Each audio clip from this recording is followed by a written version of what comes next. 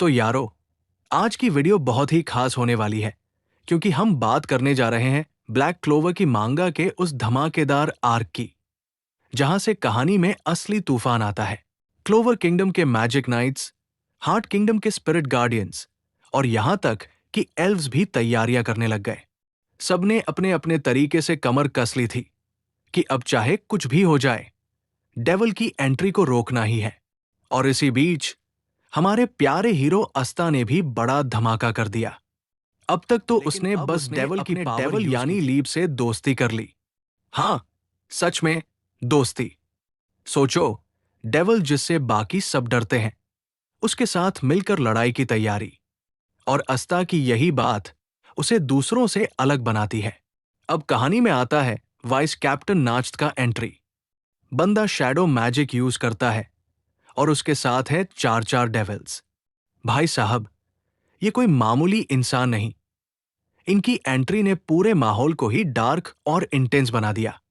तो नाच आता है और अस्ता को सीधा चैलेंज दे देता है। अगर तुझे सच में ताकतवर बनना है तो तुझे अपने डेविल से पूरी तरह जुड़ना होगा। सिर्फ उसकी थोड़ी बहुत पावर नहीं, बल्कि उसे पूरी तरह अनलीश करना होगा।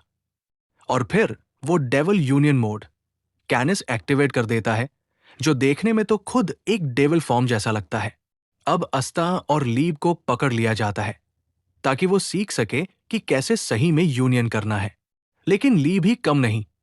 वो कहता है, भाई मेरा प्लान तो तुझे काबू में लेकर लड़ाई लड़ने का था। मुझे क्या पता था हम कभी दोस्त भी बनेंगे। और यही से शुरू होता है इन दोनों का ब्रह्मांड हिला देने वाला ट्रेनिंग आर्क। नाच्त कहता है कि डेविल यूनियन का असली मीनिंग है कनेक्शन, और जब तक वो नहीं होगा तुम 100% पावर यूज नहीं कर सकते। अब शुरू होती है असली ट्रेनिंग। नाच्त अपने डेविल्स को बुला लेता है शैडोज के जरिए और अस्ता पर सीधा हमला करवा देता है। अब सोचो, चार चार डेविल्स और उनका मास्टर खुद, और अस्ता अकेला लड़ रहा है। ऊपर से शैडोज, ऐसे कि पता ही नहीं चल रहा नाच्त खुद कहां है। लेकिन अस्ता हार नहीं मानता। उसके अंदर जो फायर है वो उसे गिरने नहीं देता। फिर वो कैप्टन यामी की तलवार और शैडो डेविल्स पर ब्लैक स्लैश से हमला कर देता है।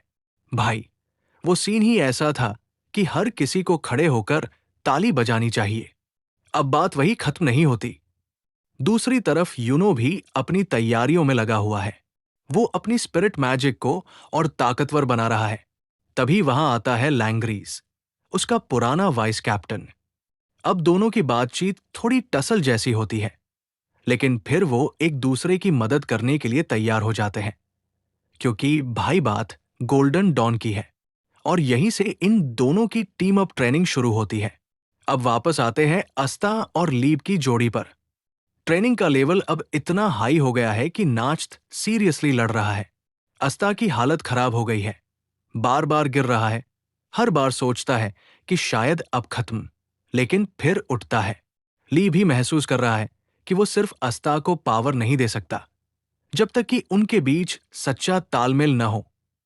लेकिन असली ट्विस्ट तब आता है जब अस्ता को एक आइडिया आता है।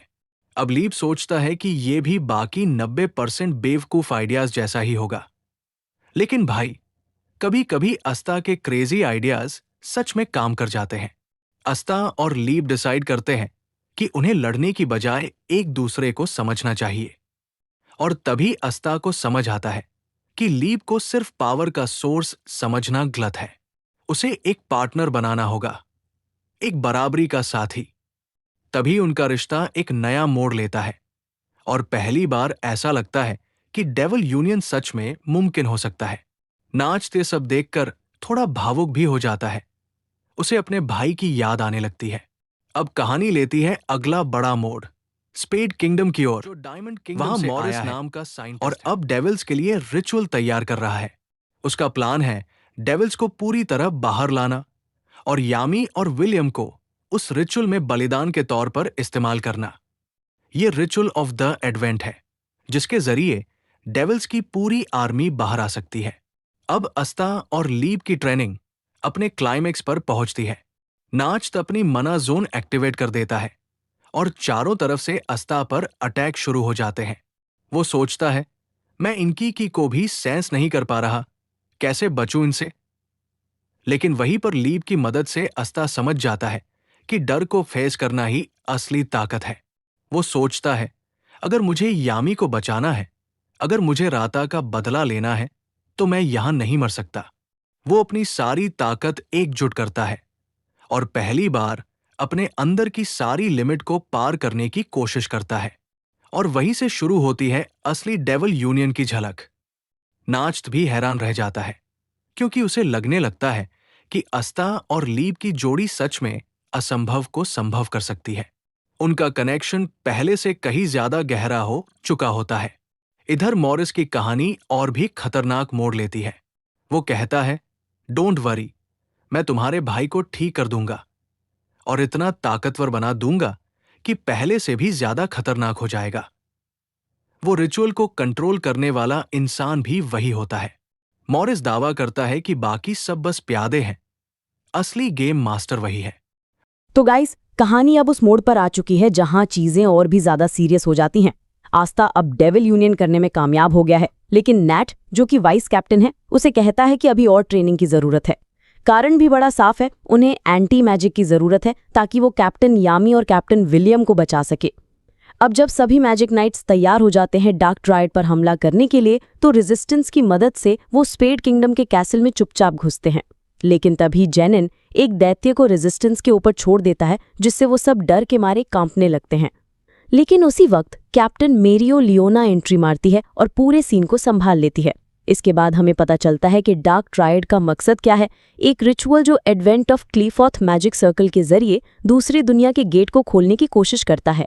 इसके लिए उन्हें 4 पॉइंट्स की जरूरत है, जिसमें से एक सेंटर है जहां यामी और विलियम को रखा गया है, और बाकी 3 जगहों पर डार्क ट्रायड खड़े रहेंगे ताकि रिचुअल एक्टिवेट हो सके।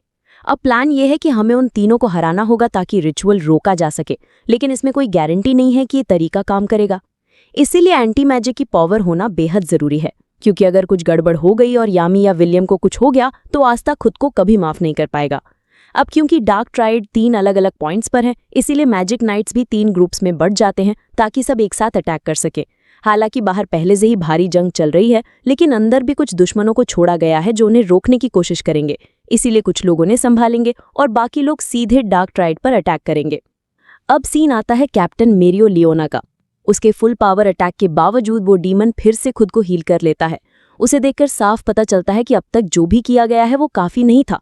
मेरियो लियोना को खुद भी अब ये समझ आ गया है कि कुछ चीजें ऐसी हैं जिन पर उसका मैजिक भी असर नहीं करता। लेकिन तभी उसे एक ऐसा ओपोनेंट दिया गया जो उसकी ताकतों को और भी आगे ले जाता है। अब वो और भी ताकतवर हो चुकी है और उसका पूरा शरीर एक चलता फिरता मैजिक बन जाता है। वो डीमन की तरफ बढ़ती है, उसके अटैक से बचती है और फिर एक जोरदार पंच मारती है। इस बार वो पूरा माना जोन रिलीज कर देती है, जैसे कह रही हो चलो अब तू हमेशा के लिए सो जा। दूसरी तरफ यूनो और लैंग्रिस जेनिन के पास पहुंच चुके हैं। यूनो को देखकर जेनिन हैरान रह जाता है, आखिर वो अभी तक जिंदा कैसे है। यूनो जवाब देता है कि ये सब कैप्टन विलियम के स्पेल की वजह से है और अब वो उसे हराने आए हैं। यूनो अटैक करता है, लेकिन जेनिन उसे बोन मैजिक से रोक लेता है। उसका डिफेंस इतना हार्ड है कि फिजिकल अटैक्स तक काम नहीं करते और ऊपर से वो तेजी से हील भी हो जाता है। जेनिन उन्हें ताना मारता है कि अगर वो लोग चुपचाप बैठे रहते तो थोड़ी देर और बच सकते थे, लेकिन अब जब वो सामने आ गए हैं तो अब वो उन्हें सबक सिखाएगा। लैंग्रिस उस पर स्पेशल मैजिक से हमला करता है, लेकिन जेनिन वो भी रोक लेता है। उसका डोमेन मैजिक चारों तरफ फैल जाता है, जिससे उसके स्पेस के अंदर कोई ढंग से मैजिक यूज नहीं कर सकता। वो कहता है कि यूनो बिल्कुल अपने कैप्टन की तरह है, बेवकूफ, घमंडी और खोखले सपनों से भरा हुआ। लेकिन तभी यूनो बेल को बुला लेता है और जैसे ही वो न्यू स्पिरिट फॉर्म में जाता है, पूरा माहौल ही बदल जाता है। जेनिन उस प्रेशर को फील करता है, लेकिन सोचता है कि जब तक यूनो उसकी स्पेस में है, उसकी मैजिक पावर बेकार है। लेकिन यूनो उसके अटैक के बावजूद डिफेंस को तोड़ देता है। जेनिन खुद हैरान रह जाता है, ये कैसे हो गया। उसके हिसाब से तो इस डोमेन में सब कुछ उसी के कंट्रोल में होना चाहिए था, लेकिन सच्चाई ये थी कि यूनो का मैजिक अब उस स्टेज पर पहुंच गया था जहां आसपास का मैजिक खुद उसका साथ देता है। फिर यूनो जेनिन पर हमला करता और कहता है कि देखो, जो ज्यादा बकवास करता है उसका हाल ऐसा ही होता है। तुम तो कहते थे बिना एक कदम चले हमें मार दोगे, अब क्या हुआ। और जेनिन को हराकर वो कहता है मरो लूजर। अब हम दूसरी तरफ देखते हैं, शार्लेट, रिल और बैनेसा के साथ मॉरिस की मॉडिफाइड एलीट के सामने पहुंच चुके होते हैं। शार्लेट उन्हें रोज मैजिक से अटैक करती है, लेकिन वो उसे जला देते हैं। रिल अपने पिक्चर मैजिक से पूरे फील्ड को बुझा देता है। दुश्मन हैरान है, लेकिन मजाक उड़ाते हुए कहता है कि इनका मैजिक बहुत कमजोर है और शायद इन दोनों की कंपैटिबिलिटी भी सही नहीं है। तो अब कहानी उस मुकाम पर पहुंच चुकी है जहां हर कैरेक्टर अपनी हदें तोड़ रहा है। उस पागल पजेसिव लड़की को अब तक अफसोस सिर्फ इस बात का है कि वो उस एंटी मैजिक और डार्क मैजिक वाले लड़कों से नहीं लड़ पाई जिन्होंने डांटे को धूल चटा दी थी। उसे लगता है कि काश वो उन्हें हरा पाती, फिर उन्हें अपने खिलौनों में बदल देती। लेकिन अब जब अंडरवर्ल्ड का गेट खुलने वाला है तो वो सोचती है कि वो डार्क मैजिक वाला लड़का मारा ही जाएगा। जेनिन को पकड़कर लाने के बाद उसे यही यकीन है कि वो उतना खास नहीं रहा, लेकिन इस बीच वो भी खाली नहीं बैठी थी। पिछले आधे साल से उसने अपनी कैप्टन ड्यूटी के साथ साथ हर्ट किंगडम के रून एरीज को पढ़ा और वहां से उसे एक ऐसा कर्स मिला जिसने उसकी ताकत को ही हथकड़ी बना दिया था। पहले उसे लगा कि उसने उस कर्स को कंट्रोल कर लिया है, लेकिन वो गलत थी। असल में वो कर्स उसकी मैजिक को जकड़े हुए था। अब जब उसने उस रून को मास्टर कर लिया है, अब वो उस कर्स को एक हथियार की तरह इस्तेमाल कर रही है। और जैसा कि रथी ने उसे बताया था, कर्स मैजिक की शुरुआत इस दुनिया में मैजिक्यूला के जरिए हुई थी। वही है सभी कर्स का जनक। तो आज वो उसे धन्यवाद देती है क्योंकि उसी की वजह से वो पहले से कई गुना ज्यादा ताकतवर बन चुकी है। अब हम देखते हैं कि कैप्टन शार्लेट अपना मैना मेथड एक्टिवेट करती है। उसके ब्लू रोज अब सिर्फ खूबसूरत नहीं बल्कि घातक भी हो चुके हैं। दुश्मन पर जितना गहरा कर्स होगा उतनी ही तेजी से उसकी गुलाब उस कर्स को सोखेंगे और उसी की ताकत से खिलेंगे भी। लेकिन सामने वाला दुश्मन कुछ अलग ही निकला। उसने अपने ऊपर लगे कर्स को मॉडिफाई करके उसे एक एंटी कर्स में बदल दिया था।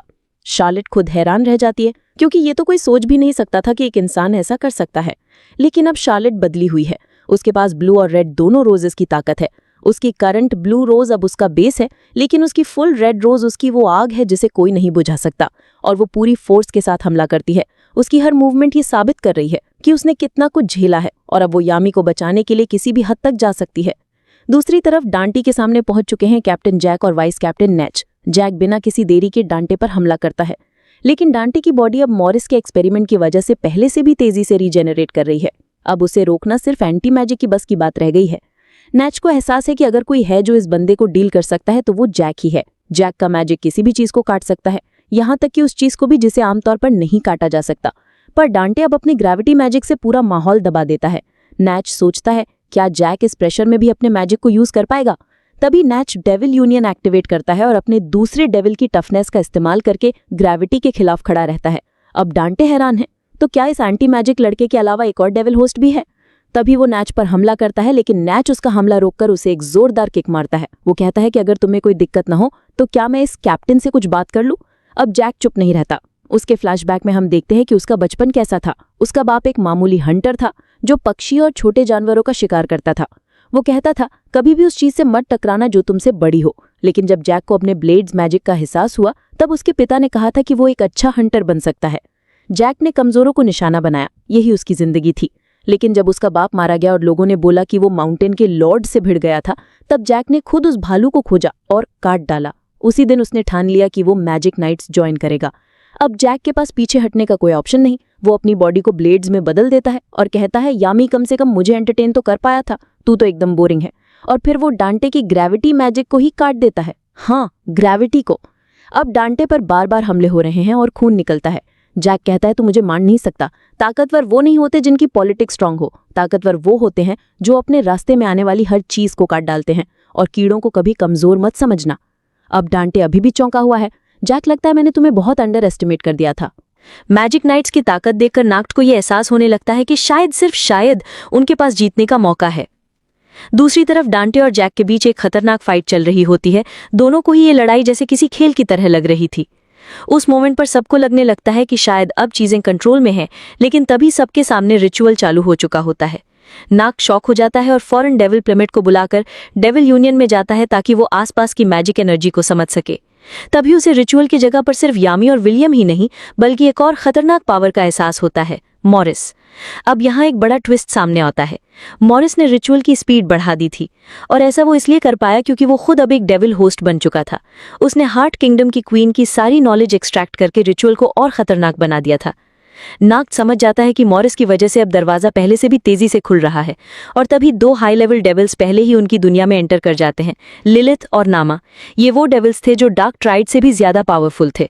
उनकी एंट्री के साथ ही पूरा मैदान बदल जाता है। वो नाक्ट और कैप्टन जैक पर सीधा अटैक करते हैं। नाक्ट किसी तरह बच जाता है, लेकिन जैक की हालत बहुत खराब हो चुकी होती है। नाक्ट का डेविल खुद डरने लगता है, और तभी उसे समझ में आता है कि अब हालात काबू से बाहर हो चुके हैं। लिलिथ और नामा अपने मैजिक से माहौल की पूरी एनर्जी को खींच रहे थे। बाहर की दुनिया में भी अटैक शुरू हो चुका था। इंसेंट डेमन दोबारा उठ खड़ा हुआ और मेरियोलियोना फिर से उसके साथ लड़ाई में कूद जाती है। यूनो की फाइट जेनिन से चल रही होती है और वो उसकी 70% पावर को भी हैंडल कर पा रहा होता है। लेकिन जैसे ही अंडरवर्ल्ड का गेट पूरी तरह खुलता है, डार्क ट्रायड्स को अपने डेविल से 100% पावर मिल जाती है। वो अब एक नई और भी खतरनाक फॉर्म में अपग्रेड हो चुके होते हैं। फिर से लड़ाई शुरू होती है। यूनो समझ जाता है कि जेनिन अब पहले से कहीं ज्यादा खतरनाक है। नाक्ट के सामने अब मुश्किल ये थी कि एक तरफ मॉरिस को रोके और दूसरी तरफ उन हाई लेवल डेविल्स को भी नजरअंदाज ना करे। तभी उसे याद आता है कि अगर किसी के पास इन्हें रोकने की असली ताकत है तो वो सिर्फ एक इंसान है, आस्था। सिर्फ उसकी एंटी मैजिक पावर ही इन डेविल्स को काबू कर सकती है। इधर डांटे यूनो को कहता है कि चिंता मत करो क्योंकि घर जैसा कुछ बचा ही नहीं है। और फिर हमें दिखता है कि एक एशर डेमन क्लोवर किंगडम पर अटैक कर चुका है। अब सवाल ये उठता है कि आखिर ये 2 असेंट डेविल्स हैं कौन? तो कहानी थोड़ी पुरानी है। स्पेड किंगडम में 2 रॉयल फ्रेंड्स थे जिनके पास बहुत ताकतवर मैजिक था, लेकिन उनकी दोस्ती धीरे धीरे दुश्मनी में बदल गई और वो दोनों डेविल बनकर उसी किंगडम में कैद कर दिए गए। यूनो की फैमिली को उन्हें हमेशा के लिए सील करने की जिम्मेदारी दी गई थी, लेकिन अब जब स्पेड किंगडम का कोई राजा ही नहीं बचा तो वो दोनों आजाद हो चुके हैं। क्लोवर किंगडम पर खतरा मंडरा रहा होता है। कैप्टन मेरियोलियोना देखती है कि डेमन आसपास का सारा मैजिक एब्जॉर्ब करके और भी ताकतवर हो चुका है। इस सब के बीच विज़र्ड किंग एक बड़ा फैसला लेते हैं। वो अपनी पूरी ताकत रिलीज करने का डिसीजन लेते हैं, लेकिन इसके लिए उन्हें डेमिना कियो से उसका मैजिक उधार लेना पड़ता है। अब क्लोवर किंगडम के मैजिक नाइट्स उस डेमन को रोकने की पूरी कोशिश कर रहे होते हैं। लोग डर के मारे रॉयल कैपिटल से भाग रहे हैं, लेकिन सब बेकार जाता है। डेमन सीधा रॉयल कैसल पर हमला कर देता है। मिमोसा और नोएल की कजन मिलकर अटैक रोकने की कोशिश करती हैं, लेकिन उनका मैजिक भी फेल हो जाता है। तभी डेमोनाटियो आता है, लेकिन उसे भी समझ में आता है कि वो बस थोड़ी देर के लिए डेमन को स्लो कर सकता है। और फिर सीन में आते हैं विज़र्ड किंग। एक ही झटके में वो डेमन का अटैक रोक देते हैं। सब शॉक्ड हैं। सब यही सोचते हैं कि आखिर विज़र्ड किंग इतना पावरफुल अचानक से कैसे हो गया। असल में उसने डेमिना कियो की पावर से अपनी बॉडी को 10 साल आगे पुश कर दिया था, पर यह पावर लिमिटेड टाइम के लिए थी। नाक्ट और विज़र्ड किंग मिलकर डेमन को हराने की कोशिश करते हैं, लेकिन जल्द ही विज़र्ड किंग की पावर खत्म हो जाती है। और तभी जब सबको लगने लगा था कि शायद अब कुछ नहीं बचा, वहीं होती है उसकी एंट्री, आस्था। डेविल यूनियन की पावर में पूरी तरह लिपटा आस्था एक ही झटके में उस हाई लेवल डेविल के अटैक को रोक देता है। पूरा मैदान थम जाता है। दुश्मनों की आंखों में खौफ और अपने साथियों की आंखों में उम्मीद चमकने लगती है। डांटे इस सबको देखकर हंसता है और यूनो को चिढ़ाते हुए कहता है कि अब क्लोवर किंगडम को कोई नहीं बचा सकता। लेकिन यूनो मुस्कुराता है, उसकी नजरें सीधी आस्था पर टिकती हैं और वो कहता है अब भी एक बंदा है जो सबको बचा सकता है। आस्था की एंटी मैजिक को देखकर सब हैरान रह जाते हैं, लेकिन अभी भी उसकी पावर लिमिटेड है। वो डेविल यूनियन सिर्फ 5 मिनट तक ही इस्तेमाल कर सकता है, इसलिए वो बिना वक्त गमाए सीधा उस डेमन की तरफ बढ़ता है। कई लोग उसे देखकर डर जाते हैं, उन्हें लगता है कोई और डेविल आ गया है, लेकिन तभी उसके साथी बताते हैं कि वो और कोई नहीं, आस्था है, क्लोवर किंगडम का अपना मैजिक नाइट, जो यहाँ सबको बचाने आया है। क्लॉस की आंखों में आस्था को देखकर गर्व चमकता है। वो जोर से चिल्लाता है, let's go Aastha. Wizard king Aastha को देख रहे होते हैं और सोचते हैं ऐश डेमन के पास इतना मैजिक है कि वो किसी भी जादू को रिफ्लेक्ट कर सकता है, लेकिन इसी वजह से वो आस्था के एंटी मैजिक को नहीं रोक सकता। और फिर होता है वो पल, आस्था अपनी तलवार से उस डेमन को सीधा बीच से चीर देता है। नाक्ट का डेविल गिमोडे ये सब देखकर हैरान रह जाता है। उसे पहली बार ये एहसास होता है कि अगर आस्था ऐसे ही आगे बढ़ता रहा तो एक दिन वो खुद नाक से भी आगे निकल जाएगा। लोगों की आंखों में फिर से चमक आ गई थी, सब जीत की उम्मीद करने लगे थे। लेकिन तभी आस्था के डेविल यूनियन की 5 मिनट की लिमिट खत्म हो जाती है। वो सीधा नीचे गिरने लगता है, लेकिन फिनरल अपने स्पेशल मैजिक से आस्था को हवा में पकड़ लेता है और उसे ब्लैक बुल्स के बेस पर ले जाता है। जैसे ही आस्था वहां गिरता है, विनिसा उसे देखकर कहती है, क्या तुम अकेले ही स्पेड किंगडम जाने वाले थे? ये तो बहुत गलत बात है। आस्था ब्लैक बुल्स की टीम को देखकर मुस्कुरा देता है। उसके चेहरे पर थकावट होती है, लेकिन जोश अभी जिंदा है। उधर स्पेड किंगडम में डेमन्स ने हमला तेज कर दिया होता है। रेजिस्टेंस के लोग अपनी जान की बाजी लगाकर लोगों को बचा रहे हैं। उसी वक्त रैल्फ और उसकी टीम मदद के लिए पहुंचती है। स्लो मैजिक और जेली मैजिक की मदद से वो लोगों को छिपाते हैं और वोल्ट्स के स्पेशल मैजिक उन्हें सुरक्षित बाहर निकालने में मदद करती है। सैकी वहीं खड़ा सोचता है, मुझे तो सिर्फ डेविल्स को खत्म करना है, बस प्लीज कोई डेमन इधर मत आना। लेकिन उसकी दुआ अधूरी रह जाती है। डेमन्स भारी पड़ने लगते हैं। तभी कैप्टन वर्मिलियन अपने फेमस फ्लेम सैलामेंडर के साथ पहुंचते हैं और पूरे मैदान को जलाकर रख देते हैं। बहुत से डेमन्स वहीं खत्म हो जाते हैं, लेकिन उनकी तादाद इतनी ज्यादा होती है कि वो फिर भी रैल्फ की टीम तक पहुंच ही जाते हैं। रेजिस्टेंस आखिरी दम तक लड़ने लगती है, लेकिन तभी आकाश से एक तेज रोशनी गिरती है और वो रोशनी सिर्फ डेविल्स को नुकसान पहुंचाती है, इंसानों को कुछ नहीं होता। वो एंट्री थी नोएल और उसकी टीम की। एकदम अवेंजर स्टाइल में वो सब आते हैं अल्टीमेट मैजिक के साथ। अगर आपने एपिसोड 17 देखा है तो आपको याद होगा, कुछ मैजिक नाइट्स और स्पिरिट गार्डियंस ट्रेनिंग के लिए एल्फ सिटी गए थे। वहां एक ड्रॉइड उन्हें ट्रू मैजिक और फिर अल्टीमेट मैजिक सिखा रही थी, एल्फ्स का एडवांस मैजिक जो सिर्फ उनके लिए रिजर्व था। लेकिन क्योंकि ये सारे मैजिशियंस पहले से ही हार्ट किंगडम की ट्रू ट्रेनिंग से गुजर चुके थे, उनके अंदर भी नेचुरल मना फ्लो शुरू हो चुका था। यही वजह थी कि वो अब इस अल्टीमेट मैजिक को यूज कर सकते थे, और उन्होंने किया भी। उनके अटैक्स इतने प्रिसाइज थे कि सिर्फ डेविल्स पर असर करते थे, इंसानों को एक स्क्रैच तक नहीं आता। सैली तो जैसे दीवानी हो जाती है, वो रिसर्च करने के लिए बेताब हो जाती है कि आखिर ये ट्रू मैजिक कैसे काम करता है। लेकिन सब कुछ खत्म नहीं हुआ था। अभी और भी डेविल्स मैदान में उतरते हैं, और ये कोई आम डेविल्स नहीं बल्कि उससे एक रैंक ऊपर वाले। ये लो लेवल डेविल्स को खुद मार रहे होते हैं। लक को ड्रॉइड की बात याद आती है। प्रॉब्लम तब आएगी जब मिड लेवल और हायर लेवल डेविल्स उतरेंगे। लेकिन लक कहाँ रुकने वाला है। वो इन नए दुश्मनों को देखकर और ज्यादा एक्साइटेड हो जाता है और ऐलान करता है कि आज वो देखेगा कि उसका अल्टीमेट मैजिक क्या कर सकता है। और फिर एक तेज ब्लिंक और डेविल का हाथ कट चुका होता है। कोई देख ही नहीं पाता कि हुआ क्या। पल भर में लक बाकी डेविल्स के सिर भी उड़ा देता है, और तभी स्पेड किंगडम का कैसल क्रैक करना शुरू कर देता है। किसी को समझ नहीं आता कि ये जल रहा है या फ्रीज हो रहा है। लक रुकता है, उसकी मुस्कान धीमी हो जाती है और उसे महसूस होता है कि अंदर कुछ ऐसा है जिससे पंगा नहीं लिया जा सकता। इधर कैप्टन नाक्ट की हालत बहुत ही बुरी हो चुकी होती है, और इसी के साथ ये पार्ट खत्म होता है। तो गाइस, अब तक जो हुआ वो काफी ज्यादा इंटेंस था। अंडरवर्ल्ड का गेट पूरी तरह से खुलने लगा है और वहीं से दो खतरनाक सुप्रीम डेविल्स बाहर निकल आते हैं। इसी के साथ डार्क ट्राइब की पावर फाइनली 100% पर पहुंच जाती है और अब लड़ाई पहले से भी ज्यादा मुश्किल हो जाती है। मैजिक नाइट्स पूरी ताकत से कोशिश कर रहे हैं, लेकिन अब दुश्मन पूरी तरह से अनलीश हो चुके हैं। उधर एस्टा, जिसने अभी क्लोवर किंगडम के डेमन को हराया था, वो अब सीधा स्पेड किंगडम की ओर बढ़ रहा है। दूसरी तरफ नोएल और बाकी साथी अब अल्टीमेट मैजिक का इस्तेमाल कर रहे हैं और धीरे धीरे डेविल्स को गिराने में कामयाब हो रहे हैं। अब यहाँ एक पुराना सीन आता है जहाँ वाइस कैप्टन नैक्ट की एंट्री होती है। वो डार्क ट्राइड को हराने और अंडरवर्ल्ड का गेट बंद करने की सोचता है, लेकिन तभी उसे एहसास होता है कि सुप्रीम डेविल्स की मौजूदगी में ऐसा करना नामुमकिन है। इसलिए वो एक नया प्लान बनाता है। डेविल्स को दांटे से अलग करना पड़ेगा। उधर दांटे को कैप्टन जैक से लड़ने में मजा आ रहा होता है और नैक्ट समझ जाता है कि उसे ये लड़ाई जैक पर छोड़ देनी चाहिए। वो अपने डेविल गिमोडेलो के साथ डेविल यूनियन एक्टिवेट करता है और सुप्रीम डेविल्स को उठाकर एक अलग जगह ले जाता है, जहां वो मैना जोन बनाकर उन्हें एक अंधेरे बंद एरिया में कैद कर देता है। अब डेविल्स को कुछ दिख नहीं रहा, लेकिन वो फिर भी एंजॉय कर रहे हैं। दोनों में लड़ाई हो रही है कि नैक्ट को पहले कौन मारेगा। कोई अपनी फायर पावर यूज कर रहा है तो कोई फ्रीजिंग मैजिक से अटैक कर रहा है। नैक्ट उनके अटैक से बचने की कोशिश करता है, लेकिन धीरे धीरे वो उनकी पकड़ में आ जाता है। तभी उसके दिमाग में चलता है कि उसे पहले से पता था कि उसके अटैक इन पर असर नहीं करेंगे। इनकी पावर तो लिमिटलेस है। अब वो बस एक ही काम कर सकता है, जितना हो सके इन डेविल्स को कैद करके टाइम खींचना। डेविल्स उसे बोलते हैं कि भाग जा, जान बचा, लेकिन नैक्ट साफ मना कर देता है। उसे मौत से डर नहीं लगता, वो तो बस बुराई को खत्म करने आया है। अब स्टोरी एकदम पीछे जाती है, जहां हमें नैक्ट का पास दिखाया जाता है। उसके और उसके जुड़वा भाई मॉर्गन का बचपन। दोनों भाई एक जैसे दिखते थे, लेकिन सोच बिल्कुल अलग थी। मॉर्गन एक पॉजिटिव और नेक इंसान था जिसने मैजिक नाइट्स को ज्वाइन किया था, जबकि नैक्ट को इससे कोई मतलब नहीं था। जब कैप्टन यामी खुद मॉर्गन को एक मिशन के लिए बुलाने आया तो नैक्ट को शॉक लगता है, ऐसा बंदा भी मैजिक नाइट है। मॉर्गन हमेशा नैक्ट को समझाता रहा कि वो मैजिक नाइट्स को ज्वाइन करे, लेकिन नैक्ट रेबल मोड में था। फिर उसके पेरेंट्स ने उसे कहा कि उसे घर का मुखिया बनना चाहिए, क्योंकि उसके पास शैडो मैजिक है और उनकी फैमिली डेविल्स पर रिसर्च करती आई है, जबकि मॉर्गन के पास लाइट मैजिक था जो इस काम के लिए फिट नहीं था। नैक्ट को डर तो लगा, लेकिन उसे धीरे धीरे इसमें मजा आने लगा। उसने खुद को डेविल कॉन्ट्रैक्ट्स की स्टडी में झोंक दिया और आखिरकार 4 डेविल्स के साथ कॉन्ट्रैक्ट कर भी लिए। उसके पापा को लगा कि वो एक जीनियस है, इसलिए उन्होंने उसे एक ब्रेसलेट दिया जिससे वो सुप्रीम डेविल लूसीफ्यूगस को समन कर सके। नैक्ट बहुत खुश हो गया, लेकिन मॉर्गन ने उसे मना किया।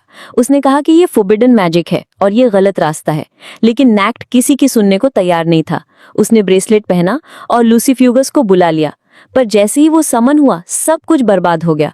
लूसीफ्यूगस इतना पावरफुल था कि नैक्ट उसे कंट्रोल भी नहीं कर पा रहा था, और फिर उसी डेविल ने नैक्ट के पेरेंट्स और उसके बाकी साथी डेविल्स को मार डाला। मॉर्गन उसे रोकने की कोशिश करता है, ब्रेसलेट तोड़ देता है, लेकिन उसके साथ ही वो खुद भी जलने लगता है। मॉर्गन की मौत वहीं हो जाती है और नैक्ट पूरी तरह टूट जाता है। उसे समझ नहीं आता कि एक अच्छा इंसान क्यों मरा, जबकि मरना तो उसे चाहिए था। वो भगवान से प्रार्थना करता है कि मॉर्गन को वापस ला दो, लेकिन उसे धीरे धीरे एहसास होता है कि ये उसकी गलती थी। तभी से नैक्ट ने ठान लिया कि अब वो डेविल की ताकत का इस्तेमाल ईविल को खत्म करने के लिए करेगा, चाहे उसकी जान ही क्यों ना चली जाए। वाइस कैप्टन नैक्ट अब टूट चुका है, अंदर से, पूरी तरह से। उसे लग रहा है अब कुछ नहीं बचा। वो खुद से कहता है, मैं खुद को कभी माफ नहीं कर सकता, इसलिए अब चाहे जो भी हो, मैं इन डेविल्स को रोकने के लिए अपनी आखिरी सांस तक लड़ूंगा। मैं इन्हीं किसी भी इनोसेंट इंसान को छूने नहीं दूंगा। मैं यहीं पे अपनी लिमिट्स को तोड़ दूंगा।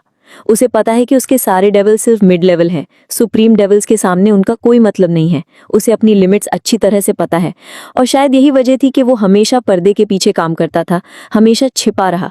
जब उसका भाई मॉर्गन मरा था, तब यामी ने उसे कहा था कि जब मैं अपनी स्क्वाड बनाऊंगा, तुझे वाइस कैप्टन बनाऊंगा। और उसी दिन नैक्ट ने ठान लिया था कि अब किसी और को अपने भाई जैसी मौत नहीं मरने दूंगा। अब वो कैलेमिन और वल्गर्स के साथ मिलकर डेविल यूनियन करता है। उसकी पावर अचानक से बढ़ जाती है, और इस नए स्पेल से वो इतना जबरदस्त मैजिक जेनरेट करता है कि उसकी पावर अब सुप्रीम डेविल के बराबर हो जाती है। वो उन्हें उसी अंधेरे जोन में कैद करने की कोशिश करता है, लेकिन बात इतनी आसान नहीं है। सुप्रीम डेविल्स की पावर अब भी डरावनी है। वो नैक्ट के उस पावरफुल स्पेल को भी तोड़ डालते हैं। नैक्ट गंभीर रूप से घायल हो जाता है, खून से लथपथ, जमीन पर गिरा हुआ। डेविल्स हंस रहे हैं, मजे ले रहे हैं। अब तुझे मारने का वक्त आ गया है इंसान, आखिरी बार चीख तो ले, कहते हैं वो। उनके लिए ये सिर्फ एक गेम है। लेकिन तभी हवा चीरता हुआ स्पीड में एस्टा आता है और बिना कुछ सोचे सीधा एक डेविल का हाथ काट देता है। ओए कमीने, हमारे वाइस कैप्टन के साथ क्या कर रहे थे तू लोग? नैक्ट घायल हालत में एस्टा को डांट देता है, तू लेट क्यों आया? जल्दी जा, डार्क ट्रायड को खत्म कर। एस्टा जवाब देता है, मैंने आपकी वजह से ही ताकत पाई है, आज दिखाऊंगा कितना ताकतवर हो चुका हूं। और इसी वक्त नैक्ट को अपने भाई मॉर्गन की याद आ जाती है।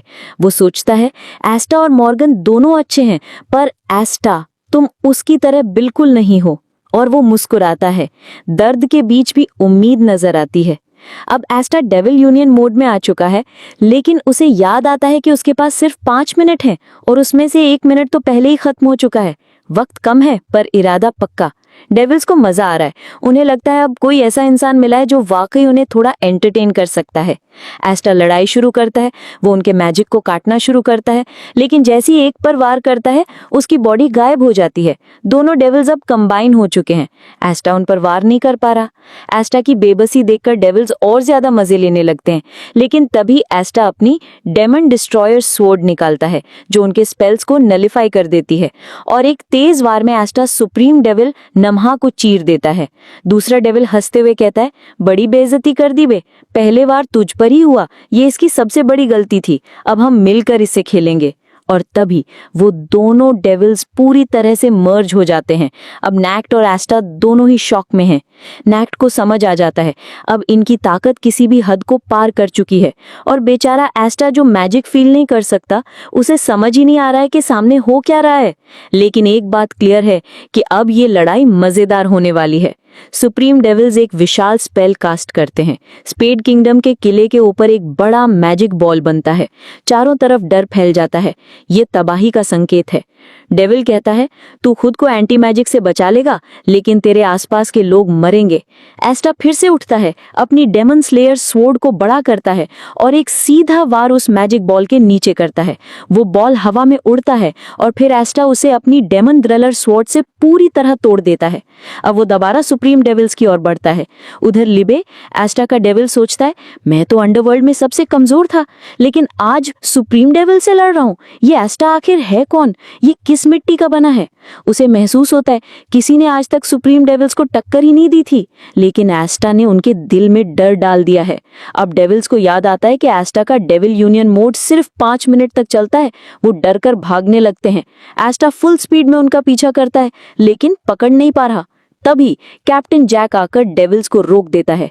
किसे पता था एक दिन ऐसा भी आएगा जब बिना मैजिक वाला ह्यूमन और उसका डेविल सुप्रीम डेविल्स को हराने वाला होगा। और उसी वक्त एस्टा और नैक्ट मिलकर एक जोरदार अटैक करते हैं। एक आखिरी वार में एस्टा सुप्रीम डेविल्स को काट देता है और वो हवा में ही गायब हो जाते हैं। और वहीं एस्टा और लिबे का डेविल यूनियन मोड भी खत्म हो जाता है। और गाइज यहीं पर ये पार्ट एंड होता है। फिर नैच उसे इस जीत के लिए शाबाशी देता है, लेकिन आस्था उसकी तारीफ को सीधा यामी कैप्टन से कंपेयर करने लग जाता है, जिससे नैच थोड़े बौखला जाते हैं और उसे पकड़ लेते हैं। लेकिन तभी नैच को आस्था में खुद का एक अक्स नजर आता है और आस्था उसे बताता है कि वो अगले 30 मिनट तक ना अपनी डेविल यूनियन यूज कर सकता है, ना ही ब्लैक फॉर्म। ये सुनते ही नैच थोड़ा परेशान हो जाता है, क्योंकि बाहर हाई लेवल डेविल से हर कोई लड़ रहा होता है और दूसरी तरफ मॉरिस गेट खोलकर डेविल्स को इस दुनिया में ला रहा होता है। उन्हें जल्दी से जल्दी डार्क ट्राइड को हराना है और इसके लिए आस्था का एंटी मैजिक सबसे जरूरी बन जाता है। भले ही आस्था कोई फॉर्म यूज नहीं कर सकता, पर उसके पास अभी भी एंटी मैजिक है। अब सीन कट होता है कैप्टन जैक की तरफ, जो अकेले डांटे से लड़ रहे होते हैं। उन्हें बहुत चोटें आई होती हैं, लेकिन फिर भी वो हार मानने को तैयार नहीं। जैसे ही डांटे उन्हें खत्म करने वाला होता है, मैग्ना एंट्री मारता है और डांटे पर अटैक करके जैक को बचा लेता है। जैक पहले तो गुस्से में होता है और कहता है कि यहाँ से निकलो, लेकिन डांटे को तो मजाक सूझ रहा होता है। वो कहता है कि तुम दोनों क्या कर लोगे मेरे सामने, ना एंटी मैजिक ना आर्केन स्टेज मैजिक, तुम लोग मेरा क्या बिगाड़ोगे। लेकिन मैग्ना सीधा जवाब देता है, तुम गलती पर हो, मैं अकेला ही तुम्हें हैंडल कर लूंगा। डांटे इसे हल्के में लेता है और कहता है कि ये तो कोई फाइट भी नहीं है। पर मैग्ना पीछे हटने वालों में से नहीं होता। उसे पता है कि वो कमजोर है, लेकिन फिर भी वो हार नहीं मानने वाला।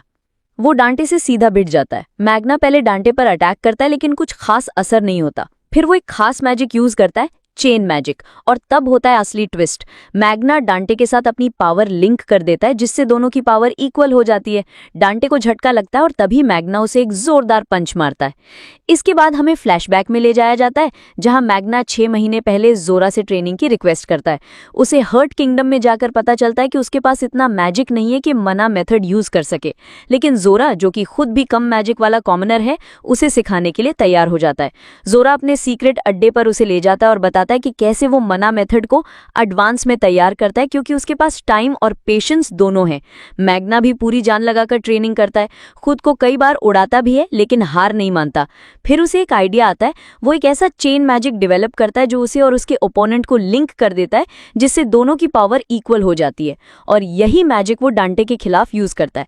जैक पहले तो विश्वास नहीं करता कि कोई कॉमनर ऐसा कर सकता है, लेकिन जोरा बताता है कि यह आसान नहीं था, पर मैग्ना ने कर दिखाया।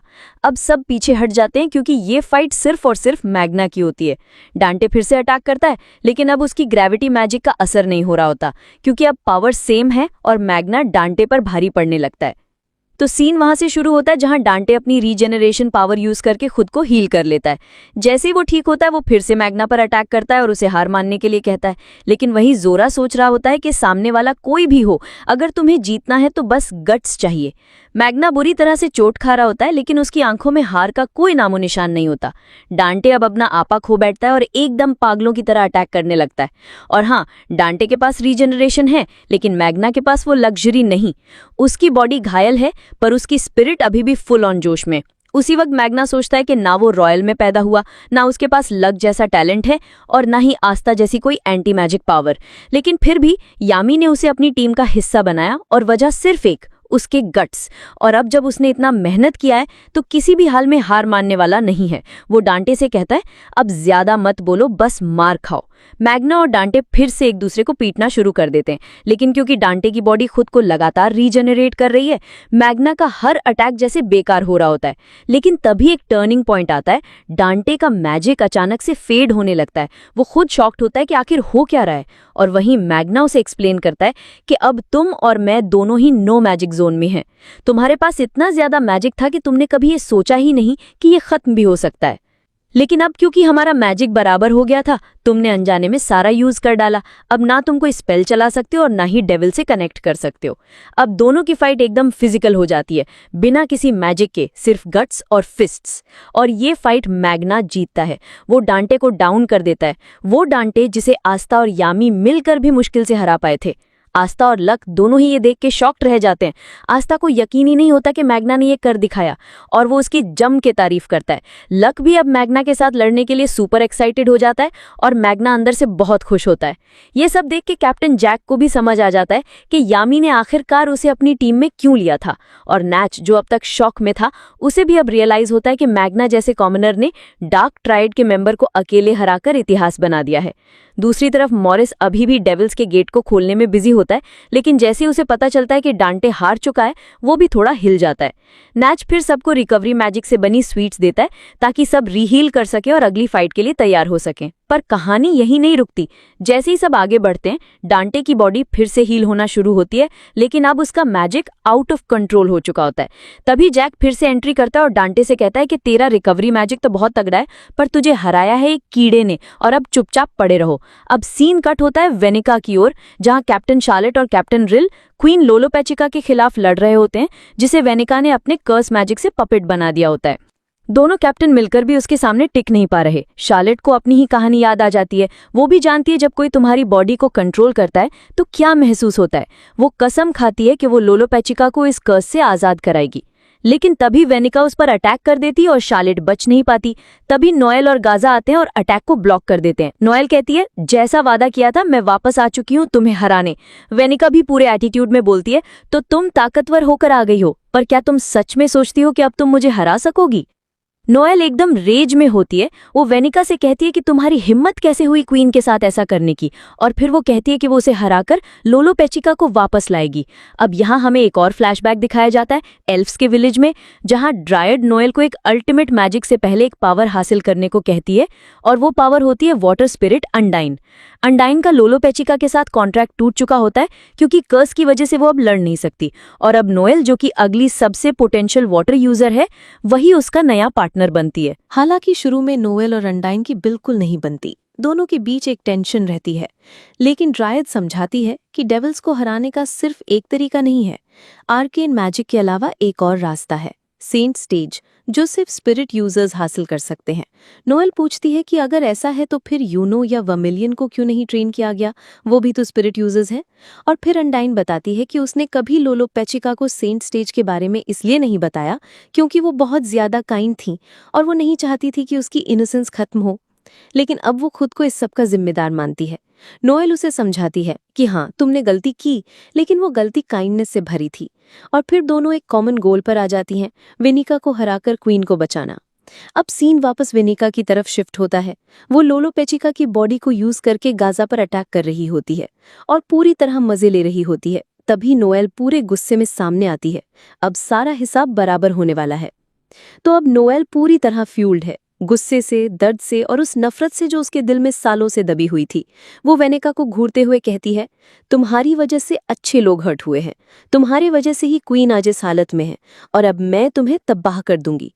फिर जैसे ही वो अपनी सेंट वॉकेरी फॉर्म को एक्टिवेट करती है, पूरा माहौल बदल जाता है। आकाश में बिजली सी चमकती है और हवा में घुल जाता है एक डिवाइन सब प्रेशर, और वहीं से शुरू होती है उनकी एक ऐसी फाइट जिसे देखकर रूह कांप उठे। नोएल अब हर एक अटैक को काट रही है, बड़ी ही एलिगेंस और एग्रेशन के साथ। वेनिका, जो अब तक सबको अपनी टॉय समझती थी, पहली बार किसी से असली मजा लेने लगती है। तभी अंडाइन पूरी सीरियसनेस के साथ नोएल से कहती है, इसे 1 मिनट में खत्म कर दो। लेकिन नोएल वो सिर्फ मुस्कुराती है और जवाब देती है 30 सेकेंड्स, और फिर शुरू होता है उसकी फुल पावर का कहर। वेनिका की हर चाल को नोएल काटती है और इतनी स्पीड से मूव करती है कि वेनिका को अपनी ही सांसें भारी लगने लगती हैं। लड़ाई का टेंशन इतना बढ़ जाता है कि वेनिका को याद आ जाता है वो वक्त जब उसने नोएल की मां एसियर सिल्वा से फाइट की थी। पास्ट फ्लैश होता है। एसियर अपनी जान पर खेलकर अपने बच्चों नोएल और नोजेल को वेनिका से बचा रही होती हैं। वेनिका उसे ताने देती हैं, इतनी ताकतवर होकर भी तुमने बच्चों को जन्म क्यों दिया? ये तो सिर्फ तुम्हारी कमजोरी है। लेकिन एसियर का जवाब एक माँ के उस प्यार से भरा होता है जो किसी भी डेविल मैजिक से बड़ा होता है। दुनिया की सबसे ताकतवर चीज वो माँ होती है जो अपने बच्चों की रक्षा कर रही हो। अब देखो ताकत किसे कहते हैं। और फिर एसियर फुल पावर से वेनिका पे अटैक करती हैं, लेकिन तभी वेनिका उसे कर्स कर देती है। घायल होते हुए भी एसियर का स्टैंड कभी टूटता नहीं। मैजिकुला उसे वापस जाने के लिए कहता है क्योंकि एसियर का अटैक अब उसे बहुत भारी पड़ चुका होता है। वापस प्रेजेंट में नोएल अपनी तलवार से वेनिका के आर पार अटैक करती है, लेकिन वेनिका पागलपन में डूबी हुई है। अटैक खाने के बाद भी वो नोएल पर टूट पड़ती है। नोएल उसकी हर मूव से बचते हुए कॉम्बो अटैक्स चलाती है और आखिर में उसे एक जोरदार किक मारकर पूरी तरह घायल कर देती है। और अब वेनिका वो कह रही होती है जो शायद कोई भी एक्सपेक्ट नहीं करता, ये फीलिंग कमाल की है, क्या ये दोस्ती है? चलो अब मेरी बारी है तुम्हारा पीछा करने की, देखते हैं कौन ज्यादा ताकतवर है। और नोएल बस एक ठंडी सांस लेकर कहती है, बस बहुत हो गया, अब मैं तुम्हें यहीं गाड़ दूंगी। लेकिन तभी एंट्री होती है मैजिक्यूला की और सीन की टेंशन लेवल एकदम मैक्स पर चला जाता है। वो बोलता है कि लूसीफरो और बाकी डेविल्स ने अब तक उसे नोटिस नहीं किया है और अभी वहाँ 3 पावरफुल फीमेल सोल्स हैं, वेनेका, लोलोपैचिका और नोएल, और अब उसकी सारी तैयारी पूरी हो चुकी है। मैजिकला ये भी बताता है कि वो काफी टाइम से वेनेका के साथ था और अब उसका सैक्रिफाइस जरूरी है। लोलोपैचिका और नोएल की माँ एसियर, ये 3 सोल्स उसके रिचुअल का हिस्सा थी। तभी वो लोलोपैचिका पे अटैक करता है और गाजा, जो उसे बचाने के लिए दौड़ता है, शॉक में रह जाता है क्योंकि अब क्वीन पूरी तरह से डेविल बन चुकी होती है। मैजिकला सबके सामने ये कहता है कि अगर तुम सब यहीं मर जाओगे तो अकेले नहीं मरोगे, लेकिन वो एकदम कूल अंदाज में बोलता है, पर उससे पहले चलो एक लड़ाई हो ही जाए। नोएल उससे पूछती है कि जब तक अंडरवर्ल्ड का गेट खुला नहीं है तो वो आया कैसे, और तब मैजिक्यूला बताता है कि वो अपने कर्स मैजिक की वजह से पहले ही बहुत कुछ प्लान कर चुका था और वो गेट से नहीं, सीधे अपने रिचुअल से आया है। अब जब नोएल उस पर अटैक करती है, उसका मैजिक ही कैंसिल हो जाता है। पूरा एरिया अब मैजिक्यूला के कर्स स्पेल से भर चुका होता है। सब हैरान हैं। तभी कैप्टन शार्लेट सामने आती है। वो अपने रोज मैजिक से मैजिक्यूला के कर्स को अब्सॉर्ब करना शुरू करती है। कैप्टन रिल भी इंस्पायर होकर एक नई स्पेल इन्वेंट करते हैं, लेकिन फिर भी मैजिक्यूला के सामने वो सब एक एक करके घायल होने लगते हैं। दूसरी तरफ गाजा, जो कि अब लोलोपैचिका से लड़ रहा होता है, उसे याद आता है कि उसने कब डिसाइड किया था कि वो उसकी जगह ताकतवर बनेगा, लेकिन जब वो अटैक करने जाता है वो अपने हाथ रोक नहीं पाता और तभी लोलोपैचिका अपने ही हाथ से गाजा को छलनी कर देती है। नोएल का सेंट मैजिक भी खत्म हो चुका होता है। अब मैजिकीला ठहाके मारते हुए बोलता है, अब जब तुम्हारे पास सेंट मैजिक नहीं है तो तुम मुझे नहीं हरा सकती, और अगर कर भी लिया तो भी मेरे तक पहुंच नहीं पाओगी। ये पूरा एरिया मेरे कर्स पावर से भरा हुआ है, कोई नहीं है जो तुम्हें बचाने आएगा। अब हार मान लो ह्यूमन। और इसी डार्क मोमेंट में गाजा आखिरी उम्मीद की तरह अपनी लाइटनिंग पावर को इकट्ठा करता है और उसे लोलोपैचिका के दिमाग तक पास करता है, ताकि शायद कहीं उस रोशनी में उसकी रानी वापस लौट आए। और तभी गाजा वहीं रुक जाता है। एक पल के लिए सब कुछ जैसे थम सा जाता है। वो नीचे देखता है कांपती हुई सांसों के साथ और सोचता है, मैंने कसम खाई थी मेरी जगह तुम्हारे दुश्मनों से लड़ूंगा, लेकिन 6 महीने पहले मैं मैजिक्यूला को नहीं रोक पाया, जिसकी वजह से तुम कर्स हो गई। मैंने सबको बचाने की कोशिश की थी, लेकिन देखो फिर भी तुम ऐसी बन गई और अब तुम्हें वो करना पड़ रहा है जो तुम कभी नहीं चाहती थी। इस किंगडम से ज्यादा मैं तुम्हें बचाना चाहता था, और अब मैं किसी को भी तुम्हारे हाथों मरने नहीं दूंगा। और फिर गाजा अपनी पूरी लाइफ फोर्स को मैजिक में डाल देता है, सब कुछ, और टूट पड़ता है मैजिकुला पर पूरी ताकत से। एक ऐसा हमला जिसे रोकना मुश्किल ही नहीं, नामुमकिन है। और हाँ, वो हमला करता है, इतना स्ट्रॉन्ग कि मैजिकुला खुद पीछे हट जाती है, उसे चोट लगती है। और उसी पल नोएल भी पूरी हिम्मत, पूरा जज्बा और आखिरी उम्मीद लेकर मैजिकुला पर अटैक करने के लिए दौड़ पड़ती है। लेकिन हम देखते हैं मैजिक्यूला को कुछ भी नहीं हुआ होता। उसका बॉडी फिर से ultra high speed recovery magic से रिपेयर हो चुका होता है और गाजा वो जमीन पर गिर जाता है, क्योंकि उसने अपनी पूरी लाइफ उसे एक पल में दे दी थी। मैजिक्यूला बस मुस्कुराता है, अब तुम लोग मेरा कुछ नहीं कर सकते, ये अब तुम्हारा अंत है। लोलोपैचिका पूरी तरह से डेविल बन चुकी होती है। वो अपने ही साथियों पर अटैक करना शुरू कर देती है। नोएल का मैजिक भी अब सही से काम नहीं कर रहा होता, क्योंकि उसका शरीर अंदर से कर्स से जला हुआ होता है। मैजिक्यूला बस देखता है और कहता है, तुम्हें दिख रहा है ना, तुम जीत नहीं सकती, फिर हार मान क्यों नहीं लेती? इस दुनिया में कोई भी इंसान ऐसा स्पेल नहीं बना सकता जो मेरे डिकेइंग वर्ल्ड के अंदर मुझे हरा सके। डेविल सिर्फ उनसे डरते हैं जो उनसे ऊपर होते हैं, पर तुम इंसान तो बेकार चीजों के लिए अपनी जान दे देते हो, जैसे तुम्हारी माँ ने अपने बच्चों के लिए जान दे दी, और ये लड़का, इसने अपनी क्वीन के लिए खुद को कुर्बान कर दिया। और अब तुम एक ऐसी उम्मीद के लिए लड़ रही हो जो कभी एग्जिस्ट ही नहीं करती। तुम इंसान हार क्यों नहीं मान जाते? और तब नोएल बस उसे देखती है, थकी हुई सांसों के साथ, लेकिन आंखों में आग होती है। महज, शायद तुम ठीक कह रहे हो, लेकिन ये फीलिंग्स हमारी हैं और इन्हें तुम कभी समझ नहीं सकते। जीतने के चांसेस कम हो सकते हैं, लेकिन जब तक हम उम्मीद नहीं हारते, हम जीत सकते हैं। और अगर हमने उम्मीद ही छोड़ दी तो फिर जीत कभी नहीं हो सकती। इसलिए हार ना मानना, यही हमारी ताकत है। मैजिकिला पहली बार कंफ्यूज दिखता है और तभी वो डिसाइड करता है कि अब सब कुछ खत्म करना होगा। वो लोलोपैचिका को उड़ाकर सारे ह्यूमंस को एक ही बार में मार देना चाहता है, ताकि वो पूरी तरह से इस दुनिया में आ सके। नोएल उसे रोकने की कोशिश करते हैं, लेकिन वो इतनी कमजोर हो चुकी होती है कि खड़ी भी नहीं हो पाती। और तभी आस्टा आ जाता है। उसकी डीमन डिस्ट्रॉयर सोर्ड सीधा लोलो पेचिका पर गिरती है और उसके ऊपर से मैजिकुला के कर्स का असर टूटने लगता है। नोहेल की आंखें भर आती हैं, वो मुस्कुराती है, पूरी थकान के बाद पहली बार जैसे उसकी रूह को सुकून मिलता है। और गाइज, यहीं पर ये पार्ट खत्म होता है। अगर तुम यहाँ तक आए हो तो बताओ तुम्हें ये पार्ट कैसा लगा, कमेंट करना मत भूलना। और अगर तुम चाहते हो कि हम इसका नेक्स्ट पार्ट जल्दी लेकर आएं तो बस इस वीडियो को लाइक कर देना और व्हाट्सएप चैनल को फॉलो कर लो। लिंक डिस्क्रिप्शन और पिन कमेंट में है। वहां हम सबसे पहले बताते हैं कि अगला वीडियो कब आ रहा है और बिहाइंड द सीन भी वही शेयर करते हैं। अब जल्दी से स्क्रीन पर दिख रहे नेक्स्ट पार्ट के लिंक पर क्लिक करो और कहानी को वहीं से कंटिन्यू करो।